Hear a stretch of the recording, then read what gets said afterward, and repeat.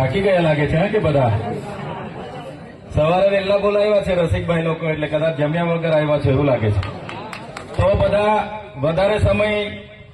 હું નથી લેવાનો, વ્યવસ્થાનો પણ અભાવ છે, પણ બધાને નમ્ર અપીલ કરું છું કે બધા પોતપોતાની જગ્યા વ્યવસ્થિત લઈ લેજો અને વધારે સમય હું નહીં લઈશ. આજના જનજાગૃતિ અને સ્નેહ મિલનના કાર્યક્રમમાં મંચસ્થ ઉપસ્થિત છોટાઉદેપુર જિલ્લાના પ્રમુખશ્રી એવા રાધિકાબેન રાઠવા, નર્મદા જિલ્લાના પ્રમુખશ્રી એવા નિરંજનભાઈ વસાવા, ટીનાભાઈ ભીલ, રંજનભાઈ, મંચસ્થ તમામ આદરણીય સન્માનીય આગેવાનો, સાથે સાથે આ વિસ્તારના જુદા જુદા ગામોમાંથી પધારેલા વડીલો, યુવાનો, માતા બહેનો, ભૂલકાઓ, પ્રેસ મીડિયાના મિત્રો અને કાયદો અને વ્યવસ્થા જળવાય એ સંબંધિત ઉપસ્થિત પોલીસ અધિકારીઓ, બધાને